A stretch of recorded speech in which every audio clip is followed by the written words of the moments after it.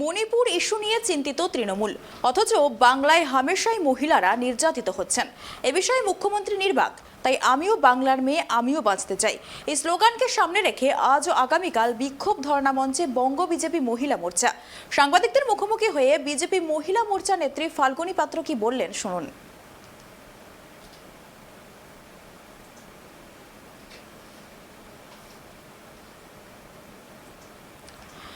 চোখ রাখবো পরবর্তী খবরে। আগামী 28শে আগস্ট তৃণমূল ছাত্র পরিষদের প্রতিষ্ঠা দিবস উপলক্ষে কলকাতায় গান্ধী মূর্তির পাদদেশে আয়োজিত হবে বিরাট কর্মসূচি। ইতিমধ্যেই সেই কর্মসূচিকে সফল করতে সারা রাজ্যের পাশাপাশি উদ্যোগ গ্রহণ করেছে দক্ষিণ দিনাজপুর জেলা তৃণমূল ছাত্র পরিষদ। জোর কদমে শুরু হয়েছে জেলার বিভিন্ন ব্লকে দেওয়াল লিখন ও প্রচার। জানা গেছে, গত বছরের থেকে এবছর সমগ্র উত্তরবঙ্গ থেকে দিনাজপুর জেলা থেকেই অনেক বেশি পরিমাণ ছাত্রছাত্রী তৃণমূল ছাত্র পরিষদের প্রতিষ্ঠা দিবস কর্মসূচিতে অংশগ্রহণ করতে কলকাতার উদ্দেশ্যে রওনা হবে।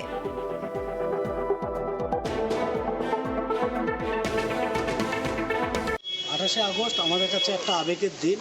28শে আগস্ট আমরা যেমন আমাদের জন্মদিন প্রতি বছর আমরা পালন করি, তেমন ছাত্র পরিষদের প্রতিষ্ঠা দিবস আমরা বছরে আমরা জানি আমাদের দুটো করে দিন আসে জন্মদিনের, তার মধ্যে একটা 28শে আগস্ট আর একটা আমাদের নিজেদের জন্মদিন।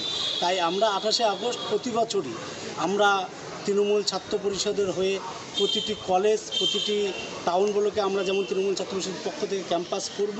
তার সাথে সাথে আমাদের 28শে আগস্ট যিনি আমাদের প্রধান বক্তা, তিনি আমাদের বাংলার জননেত্রী মমতা বন্দ্যোপাধ্যায়, তার বক্তব্য শোনার জন্য সকল ছাত্রছাত্রীরা জেলা থেকে, দক্ষিণ দিনাজপুর থেকে, প্রতিটি কলেজ থেকে সকল ছাত্রছাত্রীরা 28শে আগস্টের গান্ধী মূর্তির পাদদেশের সামনে তারা সকলে যাবে।